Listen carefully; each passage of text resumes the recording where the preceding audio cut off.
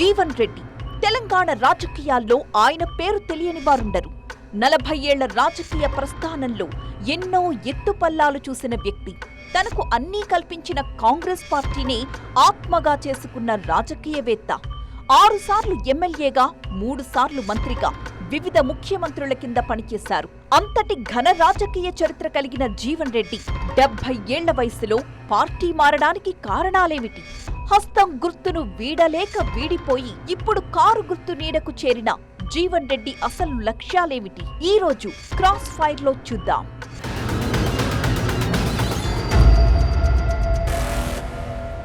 నమస్కారం. Congress party BRS party రాష్ట్ర కార్యదర్శి జీవన్ రెడ్డి మనతో ఉన్నారు. నమస్కారం జీవన్ రెడ్డి. నమస్కారం. నాలాంటి వాళ్ళకే మిమ్మల్ని 40 సంవత్సరాలు కాంగ్రెస్ పార్టీలో చూసి మీరు పార్టీ మారారంటే సడన్గా గుర్తు రావట్లేదు. మీకు ఎలా సడన్గా డైజెస్ట్ అవుతుంది? మీ మెడలో కూడా గులాబీ కండువా చూస్తున్నా, 40 సంవత్సరాలు కాంగ్రెస్ కండువా మూసిన మీరు వెంటనే గులాబీ కండువాకి ట్యూన్ అయిపోయారా? అంటే వాస్తవంగా ఇవన్నీ ఊహించని పరిణామాలే.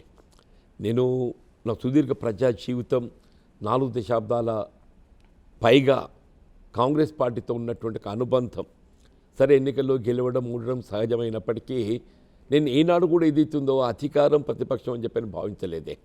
ప్రజల పక్షాన్ని నిలబడి ప్రజా సమస్యల పరిష్కారాన్ని పాటుపడాలని భావించడం జరిగింది తప్ప ఎన్నడూ అధికార పక్షం అనేటువంటి ఒక భావన నాలో రానివ్వలేదు. కాంగ్రెస్ పార్టీ నాయకుడిగా ఇన్ని రోజులు ఉన్న మీకు అది తృప్తి అనిపించిందా? లేదు అంటే ఇప్పుడు బీఆర్ఎస్ ప్రధాన కార్యదర్శిగా పిలిపించుకోవడం బాగుందా? నేను బీఆర్ఎస్ పార్టీ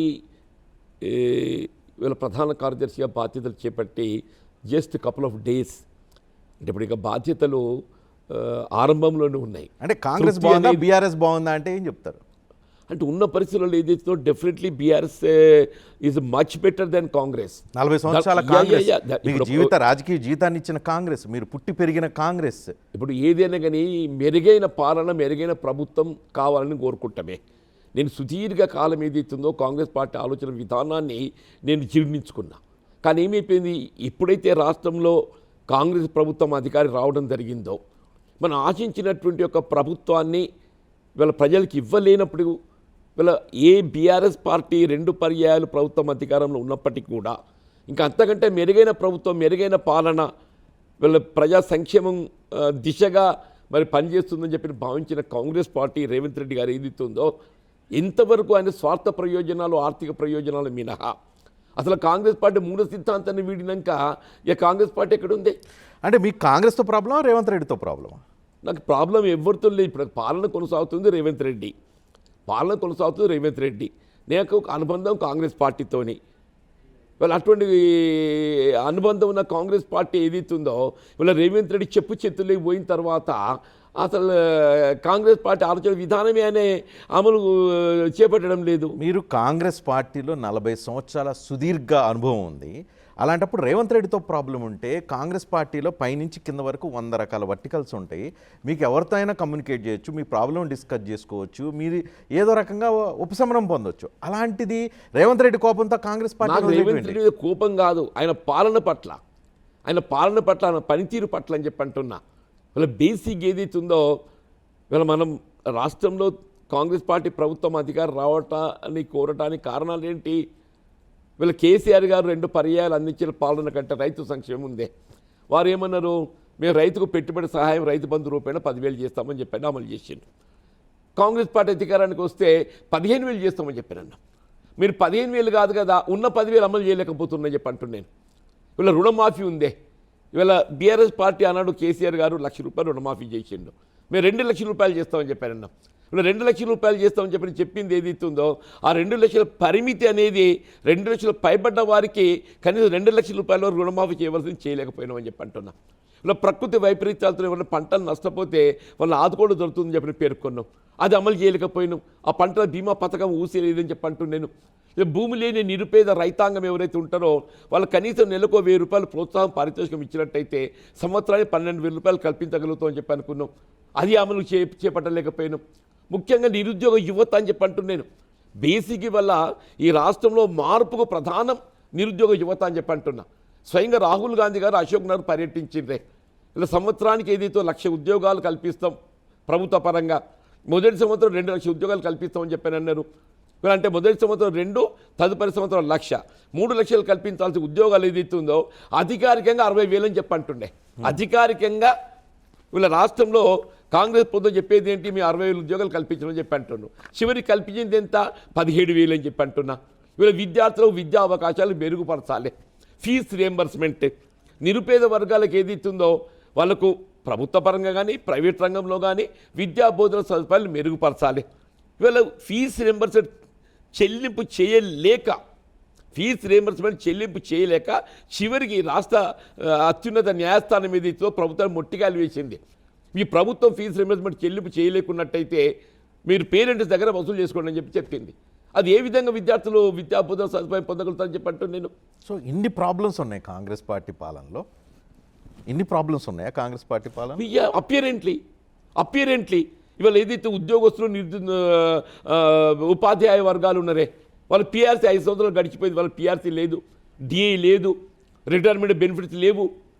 వీళ్ళ కాంట్రాక్ట్ అవుట్సోర్సింగ్ ఉద్యోగస్తులు ఏదైతే ఉందో వాడు ఉద్యోగం ఉంటుందో ఊడుతుందో తెలియని పరిస్థితి ఏర్పడ్డది. అంగన్వాడీ ఆయాలు ఏదైతే మళ్ళీ రోడ్ ఎక్కిందని చెప్పంటూ నేను. ఆర్టీసీ కార్మికులు వీళ్ళ వాస్తవంగా రాష్ట్రంలో ప్రభుత్వం ఏర్పడడంలో ప్రధాన పాత్ర పోషించేది ఆనాడు ఏదైతే ఉందో ఆర్టీసీ కార్మికులు. వాళ్ళ రథచక్రాలు నిలిపివేసి ఏదైతే ఉద్యమాన్ని బలోపేతం చేసిండ్రు. వీళ్ళు మీరు ఏదైతుందో రాష్ట్ర రోడ్డు రవాణా సంస్థ ప్రభుత్వంలో విలీనం చేయడం అనేది ఇట్స్ ఎ యూనిఫైడ్ పాలసీ. ఆ టీఆర్ఎస్ ప్రభుత్వం ఏదైతుందో దానికి తగు ఉత్తర్వులు గవర్నర్ ఆమోదం కూడా పొందడం జరిగింది. Only notified day appointed day ఏదైతుందో మనం ప్రకటింప చేయబడాలి. ఆ నోటిఫైడ్ డే అపాయింటెడ్ డే ప్రకటింప చేయబడలేక వీళ్ళు ఆర్టీసీ కార్మికులు ఏదైతే రోడ్డుకే పరిస్థితి వచ్చింది. రైట్. నీ జీవన్ రెడ్డి గారు మీరు ఇన్ని చెప్తున్నారు కదా, మీరు అన్నీ చెప్తున్నవి వింటే కనుక కాంగ్రెస్ పార్టీ పాలన మీద చాలా కోపం వస్తుంది, ఇన్ని ఫెయిల్యూర్స్ ఉన్నాయని. కానీ ఇదే జీవన్ రెడ్డి 40 సంవత్సరాల్లో ఆయన కాంగ్రెస్ పార్టీ నాయకుడిగా గతంలో కాంగ్రెస్ పార్టీ పాలన కంటే ఇప్పుడు ఇంకా దారుణంగా ఉంది అని చెప్పదలుచుకున్నారా? నేను గతంలో కాంగ్రెస్ పాలన కంటే అనలేదు, నేను గతంలోని బీఆర్ఎస్ ప్రభుత్వ పాలన కంటే దారుణంగా ఉందని చెప్పంటున్నా. గతంలో బీఆర్ఎస్ ప్రభుత్వం కొంత మెరుగైన పాలన ఇచ్చింది. ఇదే జీవన్ రెడ్డి కాంగ్రెస్ పార్టీ నాయకుడిగా బీఆర్ఎస్ పాలన మీద ఎండగట్టారు. మీ వీడియోలు సోషల్ మీడియాలో విచ్చలవిడిగా సర్క్యులేట్ అవుతున్నాయి. శాంపిల్గా 1-2 చూపించమంటే చూపిస్తాను. జీవన్ రెడ్డి గారు మీరు పలు సందర్భాల్లో చేసిన వ్యాఖ్యలను ఒకసారి విందాం, ఆ తర్వాత మిగతా డిస్కషన్కి వెళ్దాం. నాకు 40 సంవత్సరాల సుదీర్ఘ ప్రజా జీవిత అనుభవం ఉందని చెప్పంటారు, 4 దశాబ్దాల ప్రజా జీవిత అనుభవం ఉందని చెప్పంటారు.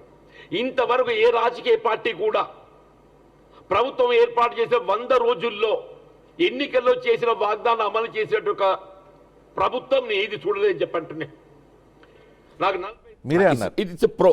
నేను దీనికే చెప్తాను, 100 రోజుల్లో ప్రణాళిక అమలు చేసిన ప్రభుత్వం ఏది లేదని చెప్పాను అన్నా కదా. మీరేమో ఇప్పుడేమో అదే ఇస్తున్నారు, క్లారిటీ ఇస్తున్నాను. వీళ్ళ మహాలక్ష్మి పథకం ఏదైతే ఉందో వీళ్ళ మహిళలకు ఆడబిడ్డలకు ఉచిత రవాణా సౌకర్యం కల్పిస్తామని చెప్పని 100 రోజుల్లో అమలు తెచ్చినాం. కానీ ఏదైతే ఉందో ఆ పథకం అమలు కావాల్సినటువంటి నిధులు ఇవాళ రోడ్డు రవాణా సంస్థకు సమకూర్చలేకపోవడంతో రాష్ట్ర రోడ్డు రవాణా సంస్థ రోడ్ ఎక్కిస్తుంది. అది దయచేసి అది గమనించాలి. ఇలా ప్రభుత్వం ఏదైతుందో మహాలక్ష్మి పథకం అమలు కావాల్సిన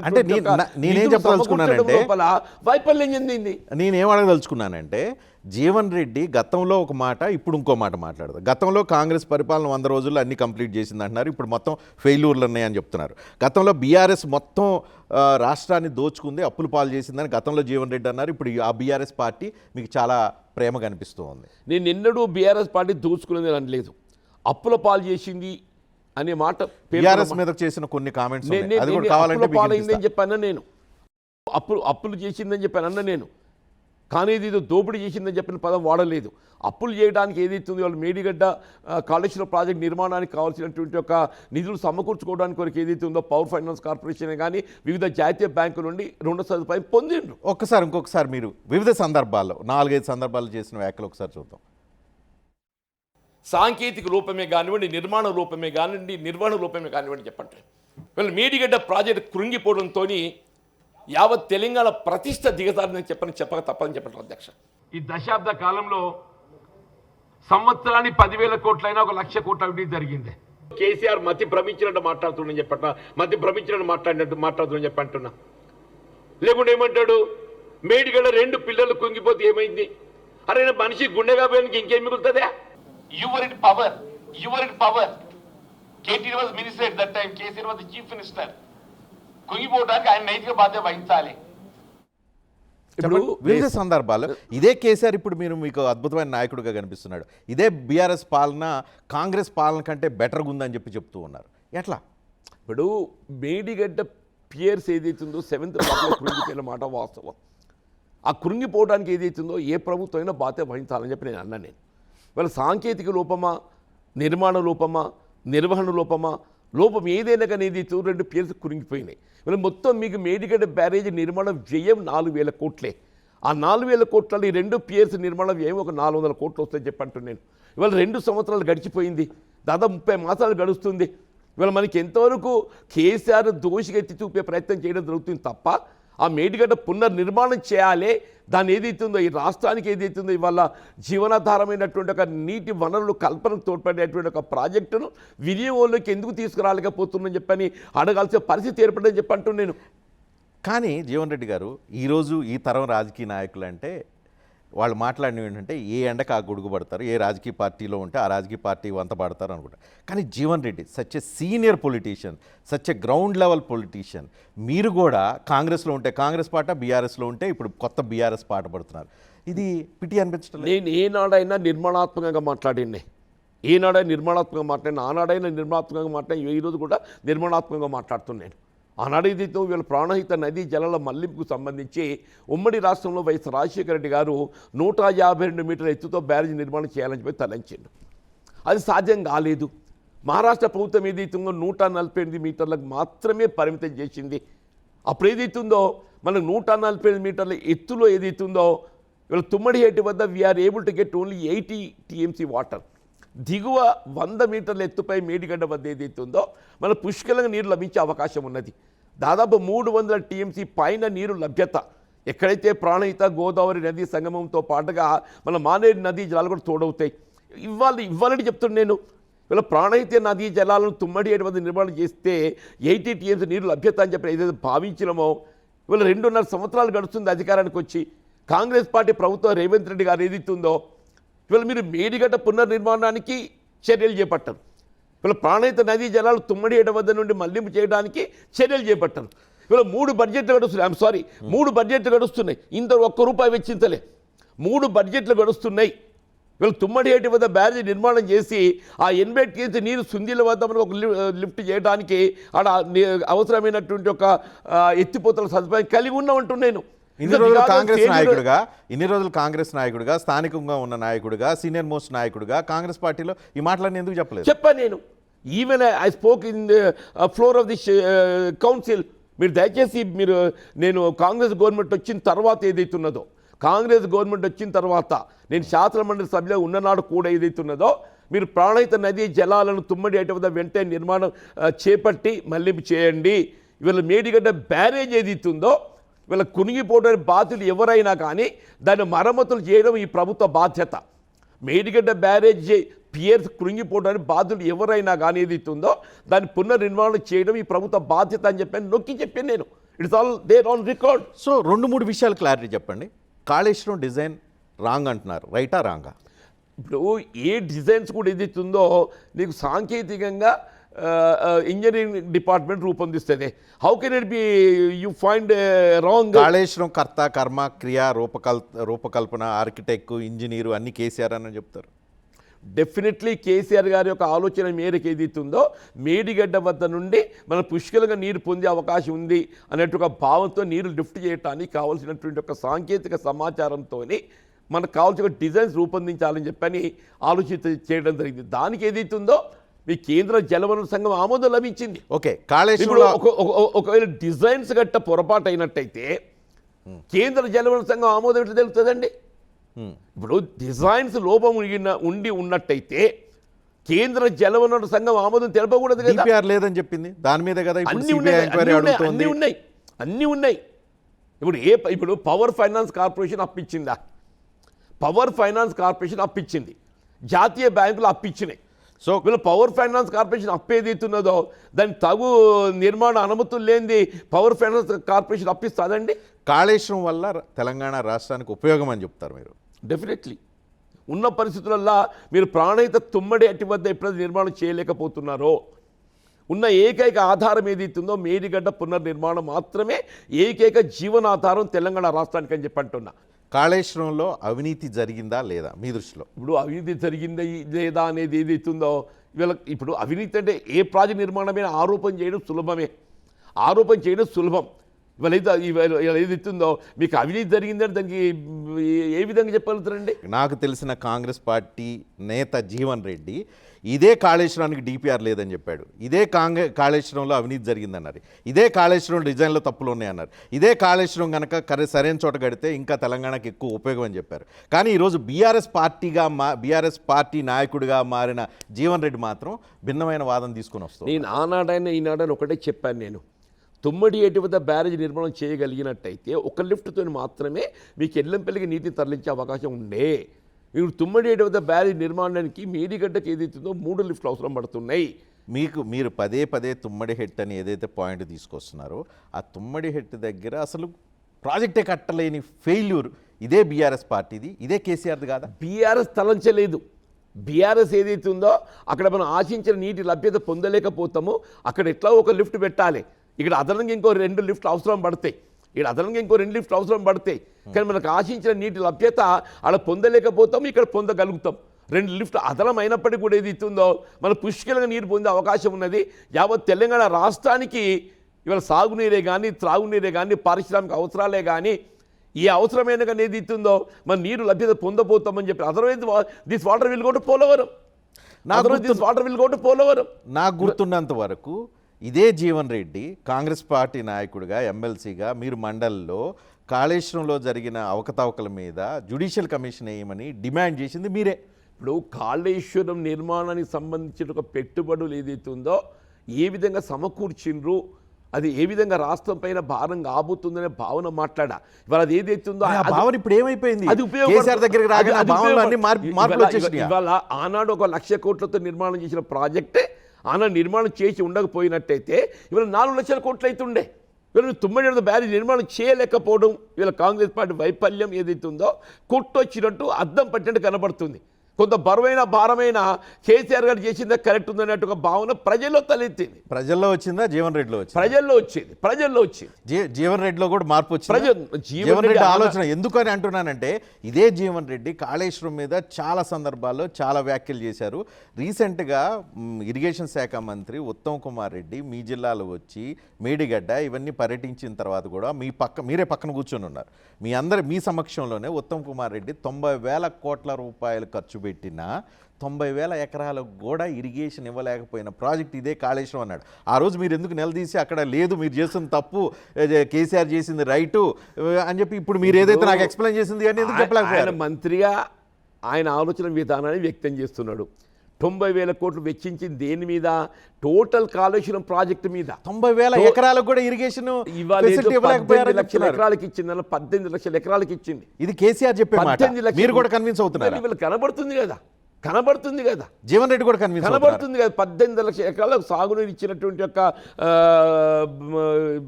మనకు కనబడుతుంది. ధాన్యం పంట సేకరణ ఎక్కడికి వెళ్ళి వచ్చింది ఇదంతా. రేవంత్ రెడ్డి గారు ముఖ్యమంత్రి అయ్యి 2 సంవత్సరాలు అవుతుంది. 6 రోజుల క్రితం వరకేమో 90,000 ఎకరాలే కనిపించింది జీవన్ రెడ్డికి. 18 లక్షల ఎకరాలు కనిపిస్తుంది. That I didn't said. ఆనాడైనా ఈనాడైనా 18 లక్షల ఎకరాలు అన్న నేను. వీళ్ళ ఉత్తమ్ రెడ్డి ఏం మాట్లాడినో ఆయనకి తెలియాలి. ఆయన ఇవాళ కృంగిపోయి 2 సంవత్సరాలు గడుస్తుంది, ఏం చేస్తున్నా ఆయనకి తెలియాలి.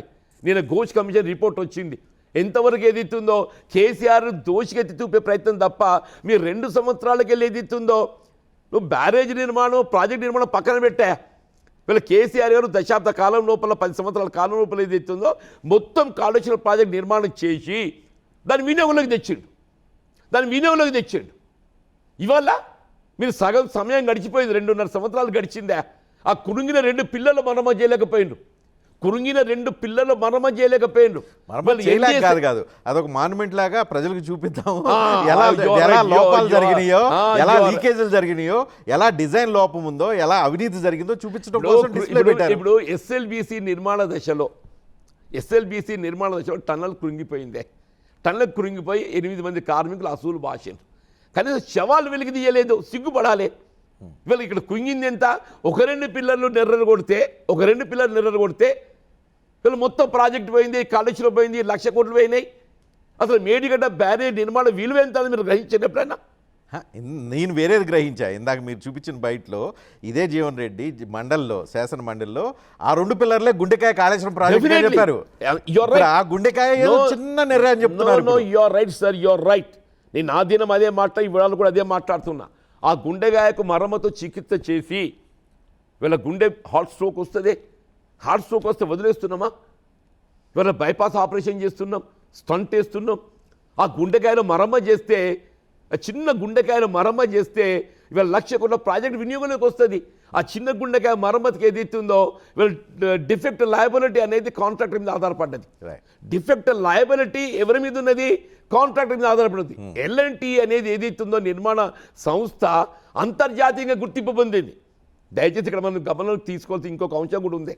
L&T నిర్మాణ సంస్థ, L&T నిర్మాణ సంస్థ ఇదేదో ఆషామాషి కాదు. ఇది అంతర్జాతీయ స్థాయిలో గుర్తింపు పొందింది. వాళ్ళు డిజైన్స్ కానీ సాంకేతిక పరిజ్ఞానం కానీ ఇవన్నీ వినియోగించుకొని వాళ్ళు నిర్మాణాలు చేస్తారు. అటువంటి సంస్థ నిర్మాణం చేసిన తర్వాత కూడా మీరు దాని నిర్వాహకులను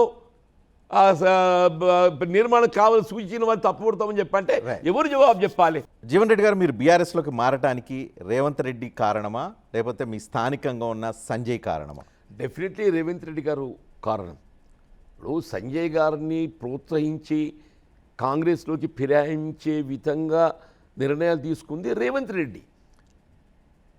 సంజయ్ గారు ఏదైతుందో కాంగ్రెస్ ఫిరాయించడం తప్పంటారా? డెఫినెట్లీ ఫిరాయింపు అనేది తప్ప ఈ చట్టం చెప్తుంది, రాజ్యాంగం చెప్తుంది. అలా అంటే ఫిరాయింపులకు పితామహుడే కేసీఆర్. 34 మంది బీఆర్ఎస్లోకి రకరకాల పార్టీల్లోంచి, ఇంక్లూడింగ్ మీరు మొన్నటి వరకు ఉన్న కాంగ్రెస్ పార్టీ నుంచి కూడా బీఆర్ఎస్లోకి మారారు.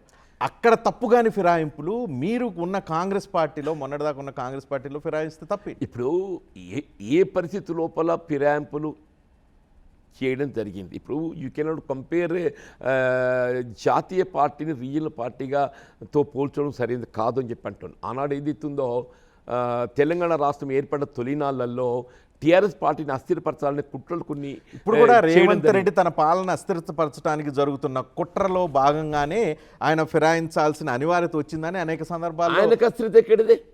ఆయనకు అస్థిరత ఎక్కడిది అంటూ చెప్పారు. మీరు ఒకసారి సంఖ్య పరిగణన తీసుకోండి.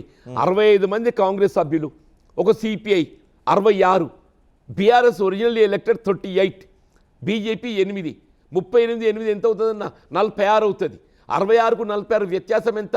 20 ఆధిక్యత ఉన్నది. 20 ఎంఐఎం ఏదైతున్నదో కాంగ్రెస్ పార్టీకి అనుకూలంగా మద్దతు ఉన్నదని చెప్పి అంటున్నాను. 20 సంఖ్యాబలం ఆధిక్యతతో కలిగి ఉండడం తోడు స్పీకర్ గారు కాంగ్రెస్ పార్టీ ఎవరు పార్టీ ఫిరాయించాలని ప్రయత్నం చేస్తే స్పీకర్ గారు ఫిరాయింపుల చట్టానికి అనుగుణంగా చర్యలు తీసుకునే అవకాశం ఉన్నది. ఇవాళ ఏదైతుందో ఒకవైపు రాహుల్ గాంధీ గారు జై బాపు, జై భీమ్, జై సంవిధాన్, మేము 10th షెడ్యూల్ బలపరుస్తాం. ఇదేనా 10th షెడ్యూల్ బలపరచడం అంటే? ఈ 10th షెడ్యూల్ బలపరుస్తాం అని చెప్పి కాంగ్రెస్ అధికారంలోకి వచ్చిన తొలినాళ్లలో ఈ 2.5 సంవత్సరాల క్రితం అధికారం రాగానే ఈ ప్రభుత్వం 4 నెలల్లో పడిపోద్ది, 6 నెలల్లో పడిపోద్ది, ఈ ప్రభుత్వం ఎక్కువ కాలం పరిపాలించలేదు సోకాల్డ్ బీఆర్ఎస్ నాయకులందరూ చెప్పారు. కాబట్టే ఆయన తన ప్రభుత్వాన్ని బలపరుచుకోవడం కోసం ఫిరాయించారని ఎందుకు అనుకోరు? ఆనాళ్లలో 2014లో కేసీఆర్ తన మీరు ప్రకటనలకే ప్రభుత్వం పడిపోయిన తర్వాత ఏ ప్రభుత్వం కొనసాగదు.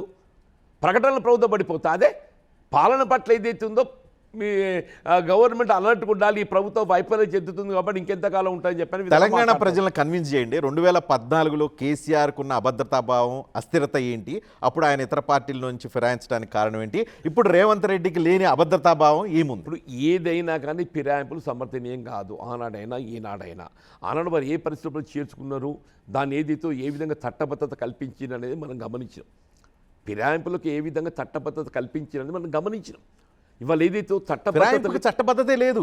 ఇప్పుడు 2/3 ఆఫ్ ది స్ట్రెంత్ ఎప్పుడైతే జాయిన్ అవుతుందో, 2/3 ఎక్కడ జాయిన్ కాలేదు. 2/3 ఆఫ్ ది స్ట్రెంత్ జాయిన్ అయినప్పుడు the speaker has declared the 2/3 of the strength. Speaker అట్లా అనుకుంటే ఇప్పుడు కూడా స్పీకర్ పార్టీ ఫిరాయించలేదు, సోకాల్డ్ సంజయ్ ఫిరాయించలేదని ఇప్పుడున్న స్పీకర్ ఆయన క్లియర్గా రూలింగ్ ఇచ్చారు. ఇప్పుడు జరుగుతుంది అదే గారు, రేపు న్యాయస్థానం జరుగుతుంది. న్యాయస్థానంలో ఏదైతే ఉందో వాదనలు కొనసాగుతున్నాయి. న్యాయస్థానంలో వాదనలు కొనసాగుతున్నాయి. ఇవాళ ఏదైతున్నదో సరే ఫిరాయింపు అంశం ఒకటి, దానికి తోడు కూడా ఏదైతుందో నేను అయినా రికన్సైల్ అయినా నేను అయినా ఎందుకు ప్రాబ్లం వచ్చింది? బికాస్ ఏదైతున్నదో వీళ్ళ పార్టీ కార్యకర్తలకు ఇవ్వాల్సిన గుర్తింపు ఇవ్వలేకపోవటం, వీళ్ళ ప్రభుత్వం అంటే ఏదైతుందో మేము దశాబ్దాల తరబడి మేము పోరాటం చేసి సాధించుకున్న ప్రభుత్వం జీవన్ రెడ్డికి ఏదైతుందో, కాంగ్రెస్ పార్టీలో ఏం లోపం జరిగింది? అసలు ఇప్పుడు గౌరవం లేకుంటే ఇంక లోపం ఎక్కడిదే? గౌరవం లేకుంటే లోపం ఎక్కడిది? నేను నా మీకు 30 సంవత్సరాల కాలంలో 1985 నుంచి ఇప్పటి వరకు 30 సంవత్సరాల కాలంలో 14 సార్లు బీఫామ్ ఇచ్చారు, గెలిచింది 6 సార్లు. ఇంకెక్కడ లోపం జరిగింది? మీకు ఎక్కడ గౌరవం తక్కువ జరిగింది? నాకు సమర్థత లేకుంటే అవకాశాలు ఇచ్చారా సార్? సమర్థత లేదని ఎవరు అంటారు? కానీ కాదండి, ఇంకా ఇప్పుడు ఏం తక్కువ చేశారు? రెండు పర్యాయాలు కేసీఆర్ గారు ఏదైతున్నదో తెలంగాణ రాష్ట్ర ఏర్పాటు సమాజాన్ని జాగృతి చేయడానికి ఆయన కేంద్ర మంత్రి పదవికి రాజీనామా చేసి ఎన్నికల పోటీకి పోయిండు. ఛాలెంజ్ ఇచ్చింది సత్యనారాయణరావు. సత్యనారాయణరావు గారు పక్కకు పోయిండు. కాంగ్రెస్ పార్టీ అధిష్టానం ఏది ఉందో నన్ను తీసుకొచ్చి ముందు నిలబెట్టింది 2 పర్యాయాలు. ఇదైతే ప్రాక్టికల్ కదా. మొన్న నిజామాబాద్ పార్లమెంట్ ఎన్నికల్లో మొత్తం ఉత్తర తెలంగాణ అంతా ఏదైతే ఉందో మత ప్రాతిపదికన ఓటు చీలికి వచ్చింది. మొత్తం ఉత్తర తెలంగాణ అంతా మత ప్రాతిపదికన ఓటు చీలికి వచ్చింది. నాకు అవకాశం ఇచ్చినామని చెప్పానంటే మీకు నాకంటే బెటర్ క్యాండిడేట్ ఎవరు చెప్పండి అంటూ నేను ఇంకో బెటర్ క్యాండిడేట్ మీరు తయారు చేయలేదు కాబట్టి మీరు బెటర్ క్యాండిడేట్ హైకమాండ్ తయారు చేస్తుంది. నిజామాబాద్ నేను పార్లమెంట్ స్థాయిలో ఎవరు మీరు జగిత్యాలలో సెకండ్ లెవెల్ క్యాడర్ని ఏమన్నా బిల్డ్ చేశారా? మీరు కాదని ఆల్టర్నేట్ అనేది ఇంకో నాయకుడు కాంగ్రెస్ పార్టీలో మొన్నటి వరకు కనిపించారా? అందుకని వాళ్ళు సంజయ్ని తీసుకొచ్చి పెట్టుకుంటే మీరు దానికి జలసి ఫీల్ అవుతూ ఉన్నారు. ఇప్పుడు నేను జెల్సీ కాదన్నా, నేను 4 మున్సిపల్ చైర్మన్లు ఎన్నిక కావడానికి తోడ్పడ్డానే. వాళ్ళు ఒక 10 మంది జడ్పీటీసీలు ఎంపీపీలు కావడానికి తోడ్పడ్డా. ఒక 100 మంది మున్సిపల్ కౌన్సిల్స్ ఎన్నిక కావడానికి తోడ్పడ్డా. ఒక 100 మంది ఏదైతే ఎంపీటీసీ ఎన్నిక కావడానికి తోడ్పడ్డా. అంతేందుకన్నా ఇవాళ మొత్తం రాష్ట్రం లోపల అత్యధికంగా ఏదైతే ఉందో మున్సిపల్ చైర్మన్సే కానీ స్థానిక సంస్థలే కానీ సింగిల్ విండోలో కానీ గెలవడానికి తోడ్పడ్డటువంటి ఒక నియోజకవర్గం ఏదో ఉంటే చూపెట్టమని చెప్పండి. ఈయన కొడంగల్ ఎంతమందిని గెలిపించిండే? రేవంత్ రెడ్డి గారు కొడంగల్ ఎంతమందిని గెలిపించిండు? నేను జగిత్యాల నియోజకవర్గంలో 4 మున్సిపల్ చైర్మన్లు ఎంపీ కావడం తోడ్పడ్డా అని చెప్పంటాను నేను. మీరు వాస్తవాలను పరిగణలో తీసుకోకుండా ఇంత మరి సక్సెస్ రేటు ఉంటే జీవన్ రెడ్డిని రేవంత్ రెడ్డి ఎందుకు వదిలేసుకున్నారు? ఆయనకు మరి ఆయనకే తెలియాలి. రేవంత్ రెడ్డికి జీవన్ రెడ్డికి ఉన్న ఇవాళ రాష్ట్రంలో మీకు శాసన మండలి ఎన్నిక చూసిండ్రే. ఆనాడు పట్టభద్రుల నియోజకవర్గానికి ఎంపీకి వచ్చినప్పుడు కాంగ్రెస్ పార్టీ పట్టభద్రుల నియోజకవర్గం పోటీ చేయడానికే సంకోచిస్తుంది. ఇవాళ నేను కేవలం ఇద్దరు శాసనసభ్యులు కలిగి ఉండి శ్రీధర్ బాబు గారు, జగ్గారెడ్డి గారు. నేను టుక్ ఛాన్స్. ఎందుకంటే ఏదైతుందో నా పట్ల విశ్వాసంతో పట్టభద్రులు విద్యావంతులు ఏదైతున్నా అండగా నిలుస్తానికి భావనతో ఏదైతుందో ఎన్నికలు పోటీ చేస్తే ఫస్ట్ కౌంట్లో గెలిచి వచ్చాను నేను. ఫస్ట్ కౌంట్లో గెలవడమే కాదు, ఏ ప్రశ్నించే గొంతుగా నేను శాసనమండలి అడుగుపెట్టి నేను నాకు ఆనాడు ఏదైతుందో శాసనమండలిలో పార్టీ ఫిర్యాదు చట్టం కూడా నాకు అడ్డు లేకుంటే నాకు కేసీఆర్ గారి దగ్గర మిత్రుడు. ఏది మీరు కాంగ్రెస్లో ఉన్న మిత్రుడేనా? డెఫినెట్లీ కాంగ్రెస్లో ఉన్న రాజకీయంగా మీరు కేసీఆర్ని వ్యతిరేకిస్తూ ఉండేవాళ్ళు. అది బయటకు వ్యతిరేకించి లోపల ఫ్రెండ్షిప్ చేశారా? మిత్రుత్వానికి రాజకీయ భిన్నాభిప్రాయాలకు మీరు పోలిస్తే ఎట్లనండి? ఇవాళ నేను కేసీఆర్ గారు మొదటిసారి ముఖ్యమంత్రిగా ఎంపికైనప్పుడు ఏదైతుందో 3 ఉమ్మడి జిల్లాలలో ఒకే ఒక శాసనసభ్యున్నే, ఆదిలాబాద్, నిజామాబాద్, కరీంనగర్. 32 శాసనసభ స్థానాలలో నేను ఒకే ఒక శాసనసభ్యున్ని మొత్తం శాసనసభలో ఏదైతుందో నా వాణి వినిపించిన. నా జగిత్యాల నియోజకవర్గ అభివృద్ధికి సంబంధించి ఏదైతుందో ఒక ఇంపార్టెంట్ బ్రిడ్జ్ కావాలంటే 75 కోట్లు వెంటనే మంజూరు ఇచ్చిండే. నాకు ఓకే అంటే మీకు కేసీఆర్కి ఉన్న సాన్నిహిత్యం ఏంటి పక్కన పెడితే, కేసీఆర్ పట్ల మీకు అభిమానం పక్కన పెడితే రేవంత్ రెడ్డికి మీరు పడలేదా? మీరు రేవంత్ రెడ్డికి పడలేదా? రేవంత్ రెడ్డి గారి ఒక ఆలోచన విధానం, ఆయన ఇంతవరకు ఏదైతుందో ఆయన పార్టీ ప్రభుత్వం అంటే ఒక ప్రైవేట్ లిమిటెడ్ కంపెనీగా భావిస్తున్నాడు. కాంగ్రెస్ పార్టీలో సాధ్యం కాదు. మీరే అంటున్నారు కాంగ్రెస్ పార్టీ నేషనల్ పార్టీ, జాతీయ పార్టీ. అది ఆయన దాన్ని కనుమరుగు చేస్తున్నాడు, కనుమరుగు చేస్తున్నాడు. ఇవాళ ఏమైపోయింది? ఇవాళ జాతీయ స్థాయిలో కాంగ్రెస్ పార్టీ గుర్తింపు తగ్గిపోతుండడంతో ఇవాళ రేవంత్ రెడ్డి గారు ఏదైతుందో ఒకవేళ ప్రెషర్ టాక్టిక్సే ఆయనకి ఏదైతే ఆయనకంటే ఒక సొంత కుంపటి ఏర్పాటు చేసుకోవాలి. ఏ ప్రెషర్ టాక్టిక్స్ క్రియేట్ చేశారు? ఆయన సొంత కుంపటి ఏర్పాటు చేసుకోవాలి. రేపు ఎప్పుడైనా ఏదైతుందో ఆయన ఆలోచన విధానం అధిష్టానానికి నచ్చగా ఆయన మార్చాలని చెప్పిన ప్రయత్నం చేస్తే కాంగ్రెస్ పార్టీ అధిష్టానానికి ఎదురు తిరగాలంటే ఏం కావాలంటే ఆయనకంటూ సొంత కుంపటి కావాలి, సొంత ఎమ్మెల్యేలు కావాలి. కాంగ్రెస్ పార్టీ బీఫామ్ మీద ఎంపికైన ఎమ్మెల్యేలు ఏదైతుందో మీరు fit కారా? రెస్ట్ విత్ ది కాంగ్రెస్ ఆయనతో మీరు ఫిట్ అయ్యే అవకాశం లేదా? మీరు కూడా ఆయనతో కలిసి సేల్ కావచ్చు కదా. కాలేకపోయి నాకు అటువంటి ఆలోచన లేదు. ఏ పార్టీ అయినా ఏదైతుందో మీరు కాంగ్రెస్ పార్టీనే వదిలేసి బయటకు వచ్చిన వాళ్ళు రేవంత్ రెడ్డితో కలిసి ముందుకెళ్ళడానికి ఆయన ప్రైవేట్ లిమిటెడ్ కంపెనీలు చేయడానికి సిద్ధంగా లేదు. మీరు రేవంత్ రెడ్డిది ప్రైవేట్ లిమిటెడ్ కంపెనీ అంటున్నారు, మరి ఇప్పుడు బీఆర్ఎస్ అంతకంటే ప్రొపరేటరీషిప్ ఉన్న కంపెనీ అయ్యే అవకాశం ఉంటుంది. బీఆర్ఎస్ ఒక రీజనల్ పార్టీ. ఇవాళ తెలంగాణ రాష్ట్ర ఏర్పాటు ఉద్యమ నేత, ఉద్యమ సాధకుడు. ఆయనకు రేవంత్ రెడ్డి పోలీసు ఎట్లనే కాదు.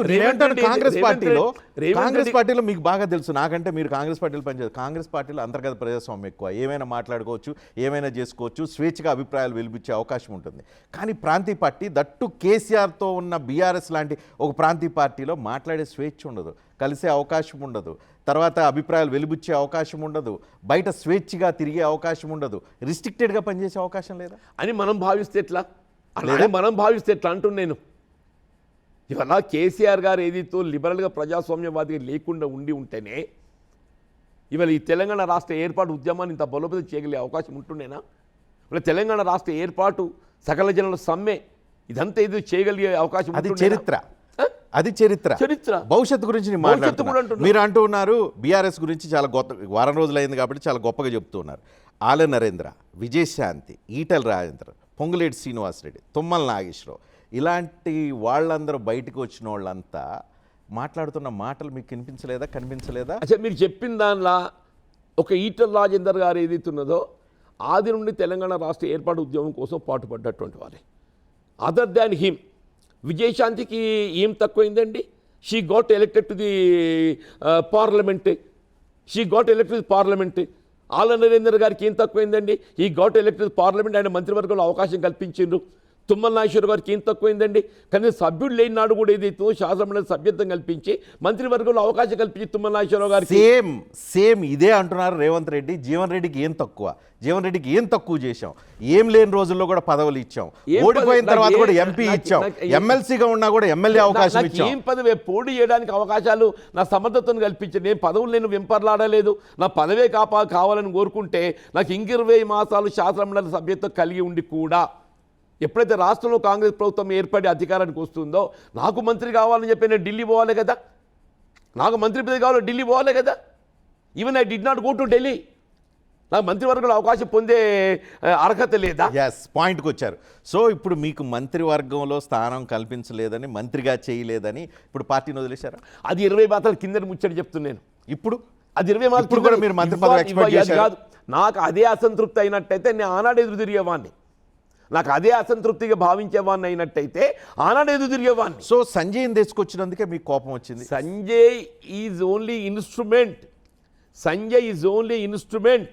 ఇలా మొత్తం పార్టీని ఆయన చెప్పు చేతుల్లోకి తీసుకునే ప్రయత్నం చేసిండు. కాబట్టి సంజయ్ కంటే ముందు పోచారం శ్రీనివాసరెడ్డి గారిని ఎప్పుడైతే పార్టీలో చేర్చుకునే ప్రయత్నం చేసిండో నేను ఆనాడు ఎదురు తిరిగిన. వీళ్ళ రేవంత్ రెడ్డి గారు ఏదైతుందో పార్టీని ఆయన గుప్పిట్లో తీసుకునే ప్రయత్నం చేస్తున్నాడు. కాంగ్రెస్ పార్టీలో ఏదైతుందో అంతర్గత ప్రజాస్వామ్యం ఏదైతుందో కనుమరుగవుతున్నది. ఈయన దీని ఒక ప్రైవేట్ లిమిటెడ్ కంపెనీగా మార్చబోతున్నాడు. కాంగ్రెస్ పార్టీ అధిష్టానానికి ఏదైతుందో ఒక హెచ్చరికగా ఓ సంతకం పట్టి పెట్టుకోబోతున్నాడు. కాబట్టి ఆయన బ్యాండ్ వ్యాగన్లో చేరడం అటువంటి సాధ్యం కాదు. సో ఇది మీరు పైకి పార్టీ మారటం కోసం చెప్తున్న ఆరోపణలుగా ఎందుకు పరిగణించకూడదు? ఎందుకు అంటున్నానంటే, ఇప్పుడు పార్టీ నడిపే వాళ్ళకి, ప్రభుత్వాన్ని నడిపే వాళ్ళకి 100 రకాల ఈక్వేషన్స్, అవసరాలు, సిచ్యువేషన్స్ కనిపిస్తుంది. మీకు జీవన్ రెడ్డిగా మీరు కరీంనగర్, జగిత్యాలకు మీరు పరిమితం అయిపోతారు.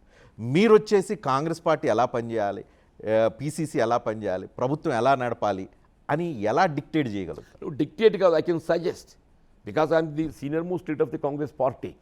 నేను జగిత్యాలకే పరిమితం కాదు, కరీంనగర్కే పరిమితం కాదని చెప్పంటూ నేను ఇవాళైతుందో రేవంత్ రెడ్డి గారు 2017లో జాయిన్ అయ్యండి అన్న కాంగ్రెస్లో. నేను I was thought of considering నా పీసీసీ అధ్యక్షుడు ఏదైతుందో నన్ను నియామకం చేయాలని చెప్పి నిర్ణయం తీసుకోవడం జరిగింది. తదుపరి ఏదైతే ఇదే జానారెడ్డి గారు సాగర్ ఎన్నికలను దృష్టిలో పెట్టుకొని ఒక పెద్ద లేఖ రాసిండు. సాగర్ ఎన్నికల ముందు ఏదైతుందో పీసీసీ అధ్యక్షుడిని నిర్ణయం ప్రకటిస్తే that me adverse will affect my prospectus అని చెప్పని రాసి నా సెలక్షన్ ఏదైతుందో అబైన్స్లో పెట్టించిండు. తదుపరి అందరూ ఢిల్లీ పోయి పైరువులు చేసుకొని మరి రేవంత్ రెడ్డి గారు పీసీసీ అధ్యక్షుడిగా నియామకం కాబడ్డాడు. నేనేం బాధపడలేదే. పీసీసీ అధ్యక్షుడి పదవి కంటే వీళ్ళ కాంగ్రెస్ పార్టీలో ప్రతిపక్షం పెద్ద పదవి ఉండదు కదా, నేనే బాధపడలేదే.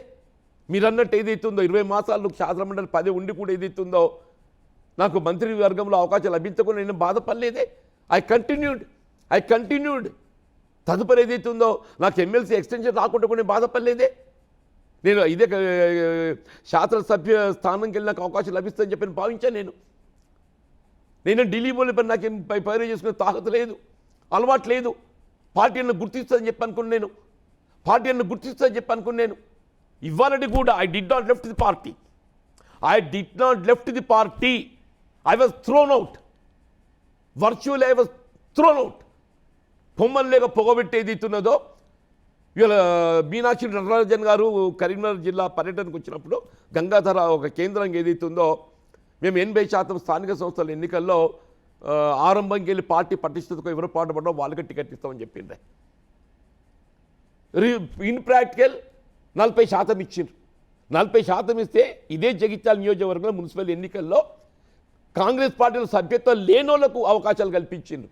విధి లేని పరిస్థితుల్లో those who are with the Congress party right from beginning వాళ్ళు ఎదురు తిరిగితే వాళ్ళ పక్షాన్ని నిలబడి పోరాటం చేస్తే 9 మంది కౌన్సిలర్స్ గెలిచినవి అని చెప్పి 9 మంది కౌన్సిలర్స్ గెలిచినవి చెప్పి అంటున్నా. Original Congress cadre those are with the Congress party. అంటే ఇంతకంటే ఎంత సఫకేషన్ అంటున్నాను నేను. అంటే జీవన్ రెడ్డికి ఒక్కడికి ఎందుకు ఈ సఫికేషన్ వస్తుంది? నేను అంటున్నాను కాంగ్రెస్ పార్టీలు ఇప్పుడు ఎంత ఇవాళ ఆలోచించే ఎవరికి లేని, ఉత్తమ్ కుమార్ రెడ్డికి లేని, బట్టికి లేని, పొంగులేటికి లేని, లేకపోతే శ్రీధర్ బాబుకి లేని, లేదు ఇంకెవరికి XYZకి లేని సఫికేషన్. వాళ్ళందరూ ఏదైతే ఉందో ఉన్న నౌకర్లు ఎక్కడ పోతాయో అని చెప్పి అనీమని ఉంటున్న మాట చెప్తున్నాను. మీరు చెప్పే నాయకులు అందరూ ఏదైతే ఉందో వాళ్ళు ఉన్న పదవులు ఎక్కడ పోతాయో అని వాళ్ళు అనీమని. పదవులు లేని VH ఎక్కడ పోయారు, జగ్గారెడ్డి, వీళ్ళందరూ కూడా బాగానే ఉన్నారు. ఒకరికి కంపారిజన్ కాదే. ఇవాళ నా మనస్తత్వం వేరు. నేను 81లో పంచాయతీ సమితి అధ్యక్షుడు నా ప్రజా జీవితం ఆరంభమైందన్న. అన్న ఉమ్మడి కరీంనగర్ జిల్లాలో 14 పంచాయతీ సమితిలు ఉంటే 13 అధికార పార్టీ కాంగ్రెస్ పార్టీలు చేరిండ్రు. ఆనాడు నేను 30 సంవత్సరాల వయసులో అని చెప్పి అంటున్నా. నేను ఒకే ఒక్కరిని ఏదైతుందో ప్రతిపక్షంగా నిలబడి ఏదైతుందో ఉమ్మడి కరీంనగర్ జిల్లాలో ప్రజల పక్షం నిలబడి పోరాటం చేసింది నేను. ఒకరికొకరు సంబంధం ఏంటే ఇవాళ ఉత్తమ్ రెడ్డి గారు ఉన్నారు, శ్రీధర్ బాబు గారు ఉన్నారు, బట్టి గారు ఉన్నారు. మేము ప్రతిపక్షంలో ఉన్నాడు కలిసి ఉమ్మడి పోరాటం చేసినమే. మరి జీవన్ రెడ్డి సఫకేట్ అవుతున్నాడు. We all stand with him అనే ఆలోచన వాళ్ళకు ఉండకూడదా? ఎప్పుడు మాట్లాడలేదా మిమ్మల్ని ఎవరు? మీతో మరి వాళ్ళకే తెలియదు వాళ్ళు ఏం మాట్లాడిండ్రు. మీరు కూడా ఎప్పుడు వాళ్ళని అడగాలి? నేను ఏమడుకుంటా? అందరు కలిసి మిమ్మల్ని మోసం చేశారు. నేను మోసమని అన్న. ఇప్పుడు రేవంత్ రెడ్డి గారిని ఎదిరించే ధైర్యం చేయలేకపోయినరు. అంటే రేవంత్ రెడ్డి అంత మునగాడైపోయాడు. ఇప్పుడు ఒక్కటి చెప్తాను. నేను ఢిల్లీ పోయి వచ్చిన తర్వాత నామినేటెడ్ పోస్టులు డెఫినెట్లీ మీరు సూచించిన వాళ్ళకు సీనియర్ కాంగ్రెస్ నాయకులకే ఇస్తామని చెప్పాను. నేను ఇదే లక్ష్మణ్ కుమార్ గారు ఏదైతుందో మా 2 మార్కెట్ కమిటీ చైర్మన్స్ ఉంటే నేను ప్రతిపాదన తీసుకెళ్ళి రేవంత్ రెడ్డి గారికి ఇచ్చాను. రేవంత్ రెడ్డి గారి పాజిటివ్ రియాక్షన్, నన్ను ఇంతకాలం జరగలేదా, నేను పార్లమెంట్ ఎన్నికల్లో ఉండడంతో జరగలేదని చెప్పాను. ఇమీడియట్లీ పాజిటివ్ టు వేం నరేందర్ రెడ్డి ఇవి అపాయింట్మెంట్ ప్రకటింపజేయండి అని చెప్పిండే. దాని రిపోర్ట్స్ వచ్చిన వారం లోపల దాన్ని అపాయింట్ చెప్పాను. సంవత్సర కాలం నానబెట్టడం కాదే. One of the chairman candidate whom I proposed he was killed. ఒక కార్యకర్త ఆరంభంకి వెళ్ళి పుట్టినప్పటికెళ్ళి కాంగ్రెస్ పార్టీ పట్టుకొని ఉన్నట్టు ఉంటాడు. ఇవాళ ఏదైతుందో వాడికి న్యాయం చేయలేక బడంతో సరే వాడు తప్పబట్టడానికి కారణం ఏదైనా కావచ్చునే. కానీ ఏదైతుందో సమయంలో వాడిని పదవిగా కల్పించి ఉండి ఉన్నట్టయితే నా మానసిక క్షోభని ఎవరికి చెప్పుకోవాలనే? నా తోటి సహచరుడు రాజకీయంగా నాకు అండగా నిలిచినటువంటి వాడు నేను న్యాయం చేయలేని పరిస్థితులలో గ్రామస్థాయి కక్షలతో ఏదైతుందో హీ వాజ్ కిల్డ్. కనీస ఓదార్పు లేదు. ఒక ముఖ్యమంత్రి ఏదైతుందో శాంతి భద్రతలు పర్యవేక్షించే ఒక ముఖ్యమంత్రి ఏమన్నా మీద అట్లా పలాని ఆయన ఒక కార్యకర్త ఈ విధంగా చంపబడ్డంట ఏంటని ఏ పరిస్థితి అని అయితే కనీసం మర్యాద అయితే ఉండద్దా ముఖ్యమంత్రికి? నువ్వు రాష్ట్ర కాంగ్రెస్ అధ్యక్షుడు చేసినోడివి, ముఖ్యమంత్రిగా ఉంటావు, నేను శాసనమండలి సభ్యుడిగా ఉంటా. నా తోటి స్థాయిలో ఒక కాంగ్రెస్ పార్టీ కార్యకర్త ఇలా పట్టపగలేదైతుందో నడి రోడ్డు మీద అతి దారుణంగా చంపబడితే వీళ్ళ కనీస ఓదార్పు నాకు అర్హత లేదానే?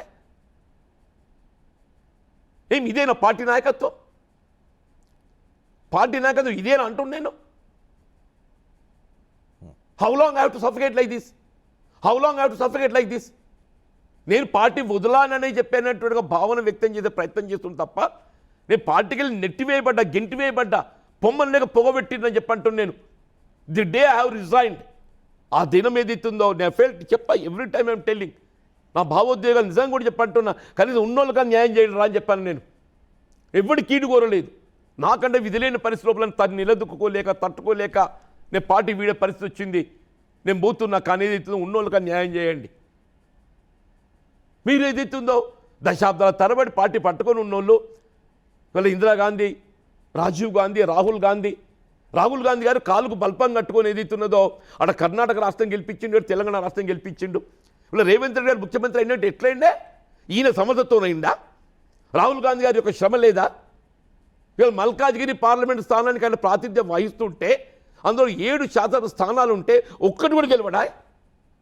మల్కాజ్గిరి పార్లమెంట్ స్థానం ఏ స్థానానికైతే ఆయన ప్రాతినిధ్యం వహిస్తుండో 1% స్థానం గెలవకూడదే? ఆయన ముఖ్యమంత్రి, ఆయన సమర్థత. ఇవాళ ఏదైతే మహబూబ్నగర్ పార్లమెంట్ స్థానం, Kodangal is a part of Mahabubnagar parliamentary constituency. మీకు అసెంబ్లీ ఎన్నికల్లో బీజేపీకి 4,000 ఓట్లు వచ్చినాయి. పార్లమెంట్ ఎన్నికల్లో 63,000 ఓట్లు వచ్చినాయి. అసెంబ్లీలో 4,000 వస్తే బీజేపీకి, పార్లమెంట్ ఎన్నికల్లో అదే కొడంగల్కి వెళ్ళి ఇది ఇస్తుందో 63,000 ఓట్లు వచ్చింది. ఇలా కాంగ్రెస్ ఓడిపోయింది, వంశీచంద్ర ఎంతతో ఓడిపోయిండు? 4,000తో ఓడిపోయిండు. దీని బాధ్యత ఎవరిది? రేవంత్ రెడ్డి గారిది కాదా? దానికంటే ముందు శాసనమండలి ఎన్నిక, స్థానిక సంస్థల ఎన్నికల్లో శాసనమండలి సభ్యత్వం కూడా గెలుచుకోలేని పరిస్థితి. మన ముఖ్యమంత్రి ఎంత సమర్థత, అంటున్నారు. ఫెయిల్యూర్ చూస్తున్నారు, సక్సెస్కి చూడలేదు. జూబ్లీహిల్స్ ఎలక్షన్ గెలిచారు, తర్వాత స్థానిక సంస్థల ఎన్నికల్లో, పంచాయతీ ఎన్నికల్లో గెలిచారు, కంటోన్మెంట్ ఎన్నిక గెలిచారు. ఇవన్నీ కనిపించలేదా మీకు? మీరు ఒక్కటే చెప్తున్నారు రజనీ గారు, స్థానిక సంస్థల ఎన్నికల్లో ఏదైతుందో మీరు ఒక్కసారి you go back. BRS party ప్రభుత్వం ఉన్న నాడు వాళ్ళు 80% గెలిచిండ్రు. నువ్వెంత గెలిచినావు? 60% గెలిచినావు. బీఆర్ఎస్ పార్టీ ఇప్పటికీ స్థానిక సంస్థల ఎన్నికలు ఏదైతుందో అధికార పార్టీకి అనుకూలంగా పోతాయి, ఉప ఎన్నికల్లో అధికార పార్టీకి అనుకూలంగా పోతాయి. అది ఫ్యాక్ట్. బీఆర్ఎస్ పార్టీ అన్నాడు 80% గెలిస్తే ఈయన గెలిచింది ఎంతనే? 60% గెలిచిండు. ఇదేనా గెలుపు? ఇవాళ ఏదిస్తుందో ఇదే పట్టభద్రుల నియోజకవర్గాన్ని ఒంటరి పోరాటం చేసి ఏదిస్తుందో నేను పట్టభద్రుల నియోజకవర్గాన్ని శాసన మండలి సభ్యుడికి గెలిచి వచ్చానే. మరి రేవంత్ రెడ్డి గారు స్వయంగా, ఇప్పుడు ఆల్ఫోర్స్ నరేందర్ రెడ్డి గారు మా మిత్రుడు ఆర్థికంగా బలంగా ఉన్నాడు, నాకు ఆర్థిక బలం లేదు కాబట్టి నేను పక్కకు తప్పుకున్నా. ఆయన అంత బలంగా ఉన్నటువంటి ఒక అభ్యర్థిని పెట్టుకొని ఇవాళ మన ముఖ్యమంత్రి రేవంత్ రెడ్డి గారు ఏదైతుందో ఆయన మొత్తం జిల్లాలో పర్యటన చేసిండే. మొత్తం నిజామాబాద్, నిర్మల్, మంచిర్యాల, కరీంనగర్, రాజా అన్ని తిరిగి ఏమైందే? నువ్వు అధికారం ప్రభుత్వం చెప్పు చేతుల్లో పెట్టుకొని నీ ప్రభుత్వం అంత సమర్థవంతంగా పాలన చేస్తుంటే స్థానిక సంస్థల శాసనమండలి ఓడిపోతావు, పట్టభద్రుల శాసనమండలి ఓడిపోతావు, పార్లమెంట్ ఎన్నికల్లో ఓడిపోతావు. నీ గెలిపెక్కనే అంటున్నా. ఇలా రాహుల్ గాంధీ గారు ప్రధానమంత్రి కాలేకపోవటానికి కారణం ఇదే రేవంత్ రెడ్డి, అదే కర్ణాటక ప్రభుత్వం. అసలు రాహుల్ గాంధీ గారు మొన్న ప్రధానమంత్రి అయ్యే అవకాశం ఉండే. ఇక్కడ మనకు 17 స్థానాలు ఉంటే 8 గెలుస్తారా? మీరు ఇన్ని చెప్తున్నారు. మరి అదే కాంగ్రెస్ అధిష్టానం రేవంత్ రెడ్డిని మరింత బలోపేతం చేస్తోంది. రేవంత్ రెడ్డిని ప్రతి రాష్ట్రానికి తీసుకెళ్లి క్యాంపెయిన్ చేయిస్తోంది. ఢిల్లీలో హైయెస్ట్ ప్రయారిటీ ఇస్తూ ఉన్నారు. సో మీరు చెప్పేదైతే కాంగ్రెస్ అధిష్టానం కళ్ళ గంతలు కట్టుకుందా? వాళ్ళ విధి లేదా? కనీసం మీరు ఎప్పుడు చెప్పలేదా? పార్టీ నుంచి బయటకు వచ్చి I wrote a big letter. ఆయన పట్టించుకోలేదా? ఆయన పట్టించుకోలేదు. ఎందుకని? కాంగ్రెస్ అధిష్టానానికి చెప్పారు కదా, రేవంత్ రెడ్డి గారు అధిష్టానాన్ని కళ్ళకు గంతలు కట్టిండు. వాళ్ళంతా ఇవాళ దినం లోపల కాంగ్రెస్ పార్టీ అధిష్టానం ఏదైతుందో జాతీయ స్థాయిలో ఉనికి కోల్పోతున్నది, రాష్ట్రాలన్నీ పట్టు జారిపోతున్నాయి. సో రాహుల్ గాంధీ అసమర్థమైన నాయకత్వంతో ఉన్నారని చెప్పి దీన్ని బట్టి అర్థం. మిగిలిన ఒక్కడండి వీళ్ళని కాపాడుకుందాం. వీళ్ళ సిద్ధరామయ్య అక్కడ ఉప ముఖ్యమంత్రి మధ్య పంచాయతీ నడుస్తుంది తెలుసు కదా. వీళ్ళ రేవంత్ రెడ్డి గారు ఒక్క ఆధారంగా కనబడుతున్నాడు, ఇంత మంచో చెడ్డో. మంచి చెడు ఆధారం కనబడుతున్నాడు ఈయనతో ఒకరు చేయి కానీ దాచుకోమని ఇవన్నీ బహానా. జీవన్ రెడ్డి చెప్తున్న బహానా. జీవన్ రెడ్డి కోరిక ఏంటంటే మంత్రి పదవి రాలేదు. జీవన్ రెడ్డి కోరిక ఏంటంటే ఆయనకు కావాల్సుకున్న వాళ్ళందరికీ పదవులు ఇప్పించాలనుకున్నాడు, ఇవ్వలేదు. జీవన్ రెడ్డి కోరిక ఏంటంటే జగిత్యాలలో ఆయనే ఉండాలి, ఇంకెవరు ఉండకూడదు. కాబట్టే జీవన్ రెడ్డిది ఇవన్నీ కుదరలేదు కాబట్టి బయటికి వెళ్ళి ఉన్నాయి లేని అన్నీ పెట్టి రేవంత్ రెడ్డిని కాంగ్రెస్ పార్టీని తిడుతున్నారు అని. నేను తిట్టడం లేదన్న, వాస్తవాలు చెప్తున్నా. ఐఎమ్ సారీ, నిన్నడు కూడా ఒక్క చెడు మాట కూడా మాట్లాడలేదు, నా నోటి నుండి రాదు కూడా చెప్పంటూ నేను. కానీ ఎన్ని రోజులు ఉంటారు జీవన్ రెడ్డి గారు? పదవులే పరమార్థమైనట్టయితే ఇవాళ అధికార పార్టీకి వెళ్ళి ప్రతిపక్ష పార్టీలకు పోయిన నేను, నాకేం లభిస్తుంది ఇక్కడ? నాకు బీఆర్ఎస్ ఏం లభిస్తుంది అంటున్నాను నేను. ఓ 2 సంవత్సరాల కాలం ప్రజల పక్షం నిలబడి ప్రజా సమస్యల పరిష్కరణ పోరాటం చేయాలి. నేను ఒక 2 సంవత్సరాల కాలం ప్రజల పక్షం నిలబడి ప్రజా సమస్యల పరిష్కారాన్ని పోరాటం చేయాలి. నాకు ఇక్కడ పదవి కాదుగా, అధికారం కాదు కదా, నాకు ఇక్కడ బుగ్గమొట్టరు కాదు కదా. ఓ ఏడాది మీరు అన్నట్టు ఏదైతే సంవత్సర కాలం రేవంత్ రెడ్డి గారితో కొంత అడ్జస్ట్ అయ్యే ప్రయత్నం చేసుకొని ఉంటే అడలోకింత కార్పొరేషన్ చైర్మన్ లేకుంటే ఇంకేదో సలహాదారు అదో ఇదో దొరుకుతుండే కావచ్చు. అవును, ఈ రిటైర్మెంట్ అయ్యే వయసులో ప్రశాంతంగా ఓ సలహాదారు తీసుకొని అన్నీ మమ అనిపించవచ్చు కదా. జీవితం అనేది పదవులు అనుభవించడానికి కొరకే కాదు, ప్రజా జీవితం అనేది పదవులు అనుభవించడానికి కొరకే కాదు. మీరు చెప్పే పదవి విలువ ఎంతనే? ఓ 5 లక్షల రూపాయలు ఉంటాయి చెప్పంటున్నా. మీరు చెప్పే పదవి విలువ ఎంత అంటున్నా. సలహాలు ఇవ్వచ్చుగా, సలహాదారులుగా సలహాలు ఇచ్చి. ఆయనకు ఇచ్చే సలహాలతో పెద్ద మనిషిన, ఆయనకు ఉండగా సలహాదారుడు వేం నరేందర్ రెడ్డి, ఆయనకున్న సలహాదారుడు వేం నరేందర్ రెడ్డి గారు ఉన్నారు కదా. ఇవాళ వేం నరేందర్ రెడ్డి గారికి ఏదైతే రాజ్యసభ సభ్యత్వం కట్టగడతారు. ఇది what is the contribution to the Congress party when you have joined into Congress party? మీకు చిన్నారెడ్డి గారు యువజన కాంగ్రెస్ కార్యకర్తగా నాయకుడిగా ఆనాటి నుండి ఈనాటి వరకు ఏదైతుందో వనపర్తికి వెళ్ళి పోటీ చేసే అవకాశం కూడా ఇచ్చి లాక్కున్నారు. జీవన్ రెడ్డి గారు ఈ పాత చింతకాయ పచ్చడి ఎన్ని రోజులు కాంగ్రెస్ పార్టీలో నడిపిస్తారు? వృద్ధ తరాన్ని అంతా తీసుకొచ్చి ఇప్పుడు వాళ్ళందరికీ పదవులు ఇవ్వమంటున్నారు. కాంగ్రెస్ పార్టీని భవిష్యత్తులో తెలంగాణలో ఉంచకూడదనేనా మీ లక్ష్యం? మీరు వేం నరేందర్ రెడ్డి గారు యువకుడు, మధుయాషి గారు ముసలోడా? మధుయాషి గారు ఏదైతే అంతర్జాతీయ స్థాయిలో రాహుల్ గాంధీ గారికి సహాయకుడుగా ఉన్నాడు. వంశీ చంద్రరెడ్డి ముసలోడా? జీవన్ రెడ్డి ముసలోడు, వృద్ధాప్యుని. నాకు అడగలేదు రాజ్యసభ, నేను నా స్థాయికి నేను ఎమ్మెల్సీ అవ్వాలని కోరుకున్నా. నేను అంటున్నాను యువ రక్తాన్ని ఎక్కించే ప్రయత్నం రేవంత్ అదే వేం నరేందర్ రెడ్డి. మీరు అదే వేం నరేందర్ రెడ్డి మీరు చెప్పేది. యువ రక్తం అంటేనే వేం నరేందర్ రెడ్డి.